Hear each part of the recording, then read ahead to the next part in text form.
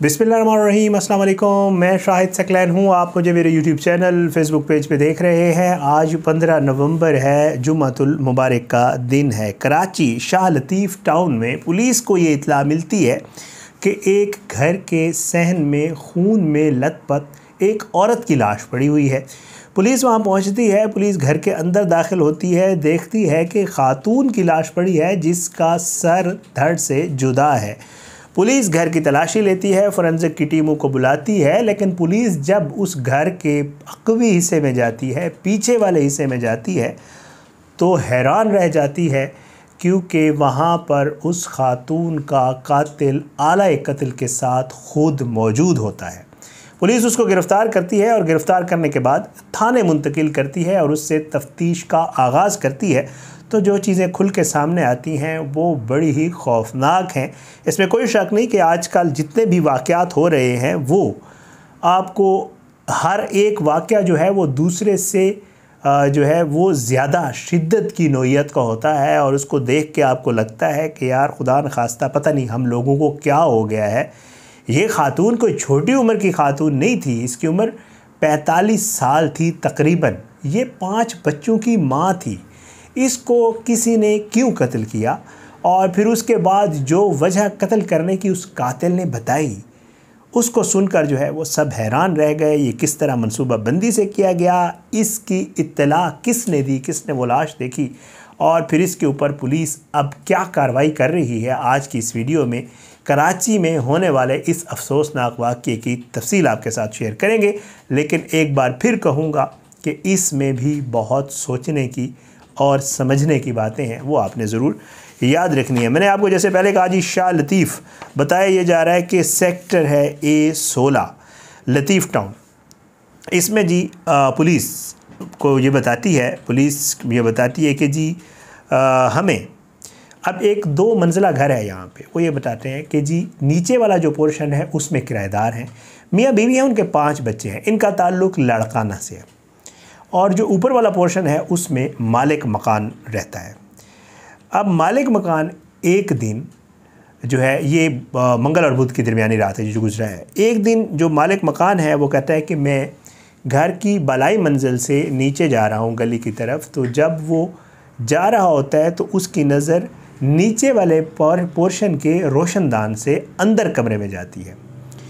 मालिक मकान को ये नज़र आता है कि अंदर कमरे में चारपाई के ऊपर खातून की खून में लथपथ लाश पड़ी हुई है और मालिक मकान को ये समझने में या सोचने में ज़रा भी देर नहीं लगती कि ये तो हमारी किराएदार औरत है जो हमारे नीचे वाले पोर्शन में किराए पे रहते हैं। इसलिए वो फ़ौरन फ़ोन को कॉल करता है पुलिस को, मददगार आ जाती है और मददगार वाले जब अंदर जाते हैं तो वो देखते हैं कि वाकई ऐसा है कि इस खातून की लाश जो है वो पड़ी हुई है। जो SHO शाह लतीफ़ इंस्पेक्टर मुमताज़ मरवत साहब हैं वो ये बताते हैं कि जी पुलिस ने अंदर इस खातून की बॉडी वगैरह जो है वो रिकवर की और उसके बाद फोरेंसिक की टीमों को बुलाया और तफ्तीश का आगाज़ वहीं पे किया और ये चेक करने के लिए कि आखिर इसको किसने कत्ल किया है, पुलिस ने घर की तलाशी लेना शुरू कर दी। पुलिस ने जब घर की तलाशी ली और पुलिस जो है उस घर को चेक करते करते उस घर के अगले हिस्से में गई, तो वहाँ पर जाकर पुलिस ये देखकर हैरान रह गई कि वहाँ पर इस खातून का अपना शोहर जिसका नाम अली हसन है वो वहाँ पर मौजूद है। और वो किस हालत में मौजूद है, उसके कपड़े खून में लथपथ हैं, उसके हाथ में एक छुरी है जो उसके पास पड़ी हुई है और वो वहाँ पर चुप कर बैठा हुआ है। पुलिस उसको वहाँ से गिरफ़्तार कर लेती है और गिरफ़्तार करने के बाद उससे तफ्तीश का आगाज़ करती है। पुलिस उससे पूछती है कि ये आखिर तुमने किया है, किसने किया है, तो बताता है कि जी बिल्कुल मैंने ही किया है। पुलिस बड़ी हैरान होती है और पुलिस से पूछती है कि आखिर क्यों, तुम्हारी बीवी थी, 5 बच्चों की माँ थी, 43 साल उसकी उम्र थी, छोटी उम्र की कोई लड़की नहीं थी, वजह क्या बनी। और उसने जो वजह बताई वो भी अल्लाह ताला बेहतर जानता है। ज़ाहिर है एक औरत चली गई है इस दुनिया से और उसके शोहर ने जो इल्ज़ाम लगाया है, उसके शोहर ने ये कहा कि जी ये खातून जो है, इसकी जो मेरी बीवी है, इसकी एक नोमान नामी लड़के से दोस्ती हो गई थी। मुझे पहले तो इल्म नहीं था, ये मेरे 5 बच्चों की माँ है, लेकिन जब मुझे पता चला तो मैंने इसको बारहा मना किया और मैंने इसको कहा कि तुम नोमान से दोस्ती छोड़ दो, उससे फ़ोन पे बात मत किया करो, उससे मत मिला करो, क्योंकि ये खातून उससे मिलने भी जाती थी। शौहर ये बताता है कि जी मेरे मना करने के बावजूद मेरी जो बीवी है वो नहीं रह रही थी, नहीं रुक रही थी, और साथ ही उसने ये बताया कि 3-4 दिन पहले भी ये जाकर नुमान से मिली है और मुझे इस चीज़ का इल्म है कि इसने नुमान से मुलाकात की है। कहते हैं कि जब मैंने ये देखा कि यार मेरे मना करने के बावजूद, सब कुछ करने के बावजूद ये खातून बाज नहीं आ रही, तो कहता है मैंने इसके कत्ल की मनसूबाबंदी की, और मनसूबाबंदी यूँ की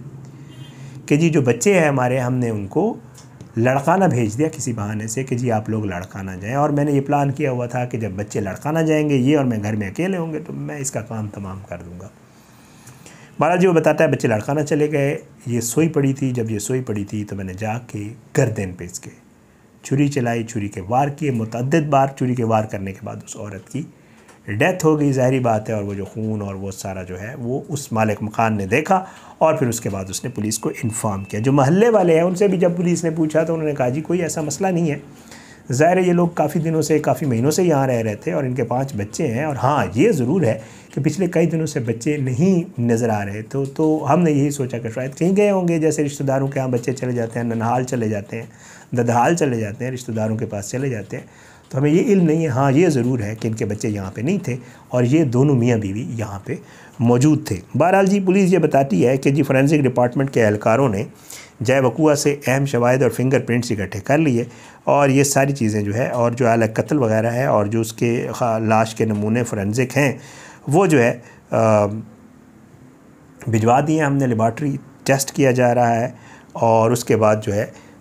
इसकी मज़ीद भी इन्वेस्टिगेशन की जा रही है। खातून की लाश को छिपा एम्बुलेंस के ज़रिए जिना अस्पताल मुंतकिल कर दिया गया था, और पुलिस ने जो है वो मुलज़िम का बाकायदा तौर पे इतराफ़ी बयान भी रिकॉर्ड कर लिया है, और उसमें मुलज़िम ने यही बयान जो मैंने आपके सामने पढ़ा है कि जी मेरी बीवी के जो है ताल्लुकात थे किसी के साथ, और इस शक क्या, वो कहता है मुझे इस चीज़ का बाकायदा तौर पे यकीन था कि जी मेरी बीवी जो है उसका किसी लड़के के साथ मामला है, और वो जो है मैंने इस बेस के ऊपर जो है अपनी बीवी को गैरत के नाम पे, क्योंकि जो लोग थोड़ा कानूनी मामलात को समझते हैं उनको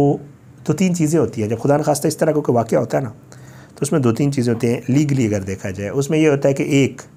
जब मैंने ये सब कुछ किया उस वक्त मैं अपने सेंसेस में नहीं था, मैं नफ्सियाती मरीज़ हूँ,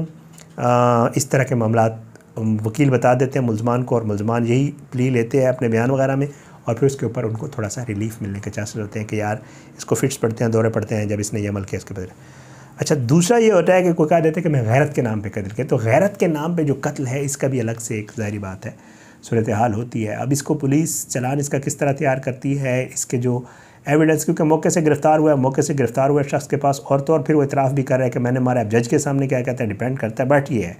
कि उसने ख़ुद पुलिस को कहा कि मैंने मारा और आला कत्ल समेत जाए वक़ुआ से ख़ुद गिरफ़्तार हुआ है, तो ज़ाहिर है कोई और पीछे चीज़ रह नहीं जाती। लेकिन पुलिस इसका किस तरह चालान तैयार करती है, प्रोसिक्यूशन उसको किस तरह आगे जाके डिफेंड करती है, प्रेजेंट करती है अदालत में, और फिर कोर्ट में ट्रायल कैसे चलता है, और फिर इसको क्या आगे केस को कैसे लिया जा सकता है,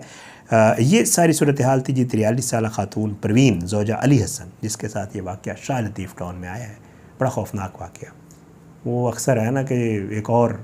अफसोसनाक वाक़या, बंदा एक अभी वाक़या बयान करता है तो आगे कोई और ख़बर आपके सामने आई होती है, और इसी तरह की कई खौफनाक ख़बरें दिन को हमें सुनने को मिलती हैं कि अपनों ने किस तरह जो है वो अपनों को ही ख़त्म कर दिया है, दुनिया से उनका जो है वो ख़ात्मा कर दिया। इजाज़त है, इंशाअल्लाह अगली वीडियो में मुलाकात होगी। अल्लाह सबको अपनी ज़ुबान में रखे, अल्लाह सब पे अपना रहम करम करे, अपनी दुआओं में याद रखा करें सबको।